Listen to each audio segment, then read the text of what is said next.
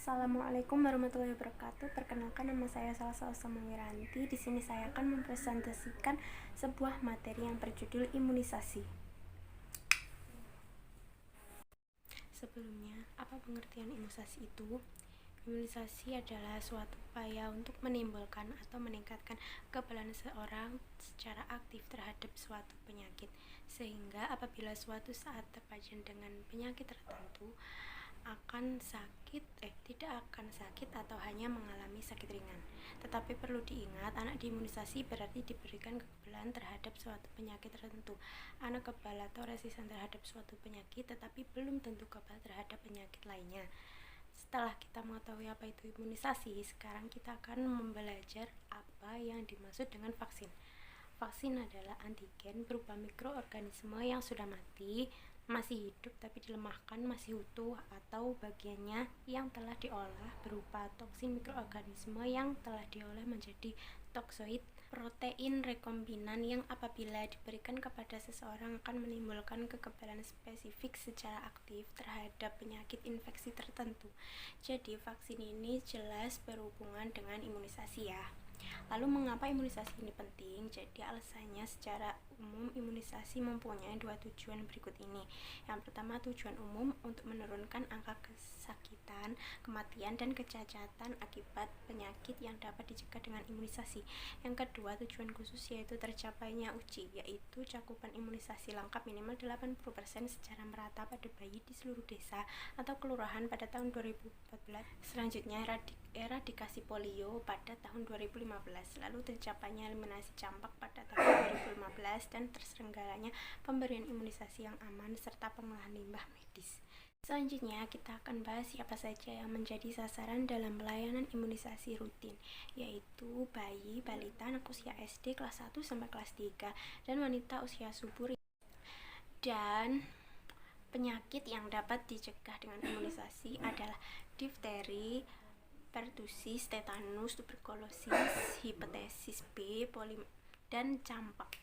Contoh imunisasi dasar yaitu ada vaksin BCG untuk pemberian kekebalan aktif terhadap tuberkulosis, terus ada vaksin DTP digunakan untuk pencegahan terhadap difteri, tetanus, pertusis, hepatitis B. Lalu ada vaksin hepatitis B biasanya diberikan pada dosis pertama usia 0-7 hari. Dosis berikutnya yaitu interval minimal adalah 1 bulan. Lalu ada vaksin campak biasanya diberikan kepada usia 9-11 bulan. Lalu ada vaksin DT untuk pemberian kekebalan simulasi terhadap difteri dan tetanus pada anak-anak. Itu adalah beberapa contoh vaksin. Selanjutnya kita akan membahas tentang imunologi. Apa itu imunologi? Adalah ilmu yang sangat kompleks mempelajari tentang sistem kekebalan tubuh. Perlindungan terhadap penyakit infeksi dihubungkan dengan suatu kekebalan, yaitu kekebalan aktif dan kekebalan pasif. Lalu apa bedanya kekebalan aktif dan pasif? Kekebalan aktif sendiri adalah perlindungan yang dihasilkan oleh sistem kekebalan seseorang sendiri dan menetap seumur hidup. Jadi begini, aktif alamiah didapat ketika seseorang menderita suatu penyakit, sedangkan aktif buatan didapat dari pemberian vaksin. Itu kalau kekebalan aktif. Kalau kekebalan pasif atau perlindungan yang dapat diperoleh dari luar tubuh, bukan dibuat oleh tubuh itu sendiri. Seperti contohnya pasif alamiah, yaitu kekebalan yang didapat dari ibu melalui plasenta saat masih berada dalam kandungan, dan kekebalan yang diperoleh dengan pemberian air susu pertama atau kolostrum. Kalau yang kekebalan pasif buatan diperoleh dengan cara menyuntikkan antibodi yang diekstrak dari suatu individu ke tubuh orang lain sebagai serum. Contohnya pemberian serum anti bisa ular kepada orang yang dipatuk ular berbisa. Jadi sistem kekebalan adalah suatu sistem yang rumit dari interaksi sel yang tujuan utamanya adalah mengenali adanya antigen. Antigen dapat berupa virus atau bakteri yang hidup atau yang sudah dinonaktifkan. Kembali lagi pada imunisasi, bidan juga berperan penting untuk melakukan penyuluhan. Penyuluhan menjadi sangat penting untuk menurunkan bahan memberantas kematian, khususnya pada bayi akibat tetanus, campak, TBC, difteri, dan hepatitis. Kesadaran orang dewasa, khususnya orang tua bayi, terlebih lagi ibu dari bayi, untuk membawa bayinya ke sarana pelayanan kesehatan terdekat, misalnya posyandu, untuk memperoleh imunisasi yang lengkap. Penyuluhan yang diberikan berupa manfaat imunisasi, efek samping, dan cara penanggulangannya, serta kapan dan di mana pelayanan imunisasi berikutnya dapat diperoleh. Setiap sasaran yang datang ke tempat pelayanan imunisasi sebaiknya diberikan sebelum diberikan pelayanan imunisasi. Tentukan usia dan status imunisasi terlebih dahulu sebelum diputuskan vaksin mana yang akan diberikan. Dengan langkah sebagai berikut: pertama, mengidentifikasi usia bayi. Kedua, mengidentifikasi vaksin-vaksin mana yang telah diterima oleh bayi. Yang ketiga, menentukan jenis vaksin yang harus diberikan. Keempat, imunisasi untuk bayi sakit atau mempunyai riwayat kejang demam sebaiknya dikonsultasikan kepada dokter spesialis anak. Bagaimana cara pemberian imunisasi dengan menggunakan vaksin yang tepat dan aman? Yang pertama, vaksin karier diletakkan di meja yang tidak terkena sinar matahari secara langsung. Kedua, sebelum pelaksanaan imunisasi harus memeriksa label vaksin dan pelarut. Juga memeriksa tanggal kadaluarsa, tidak lupa memeriksa VVM. Dan jangan gunakan jika vaksin tanpa label kadaluarsa dan dengan status VVM telah C atau D. Yang ketiga, penyuntikan harus yang aman.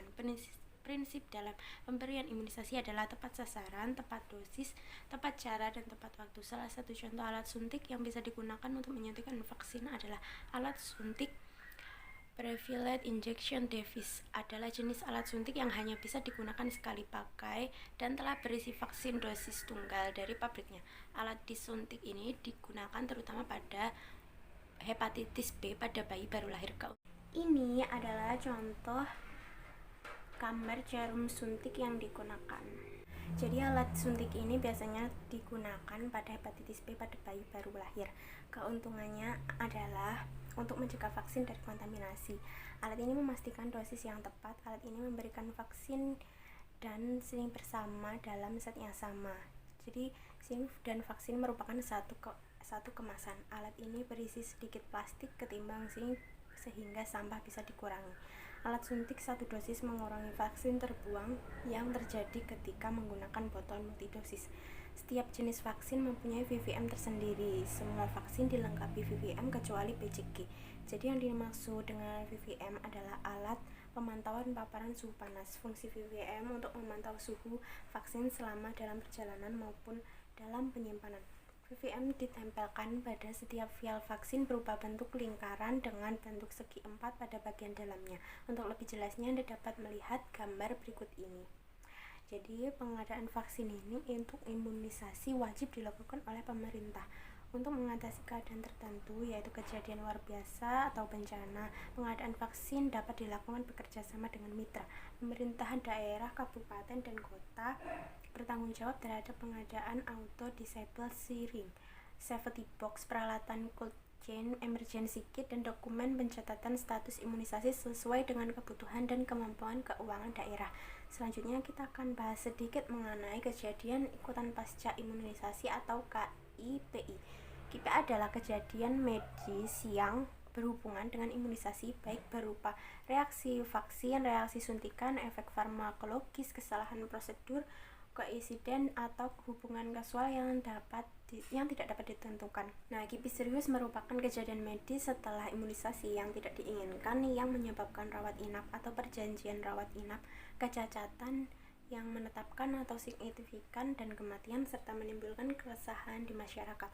Kesalahan tersebut terjadi pada berbagai tingkat prosedur imunisasi, misalnya dosis antigen yang terlalu banyak, lokasi dan cara penyuntikan, sterilisasi sering dan jarum suntik, jarum bekas pakai, tindakan septik dan antiseptik, penyimpanan vaksin, pemakaian sisa vaksin, jenis dan jumlah pelarutan vaksin yang tidak diperhatikan, petunjuk prosedur dan reaksi lokal berat seperti pembengkakan hingga ke sendi yang paling dekat, nyeri, kemerahan, pembengkakan lebih dari 3 hari, atau membutuhkan perawatan di rumah sakit, terutama jika ditemukan kasus berkelompok sebaiknya dilaporkan.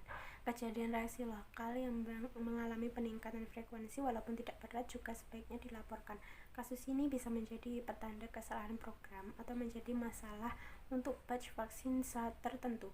Jika ada keraguan apakah suatu kasus harus dilaporkan atau tidak, sebaiknya dilaporkan agar menjadi umpan balik positif apabila kasus tersebut dilaporkan.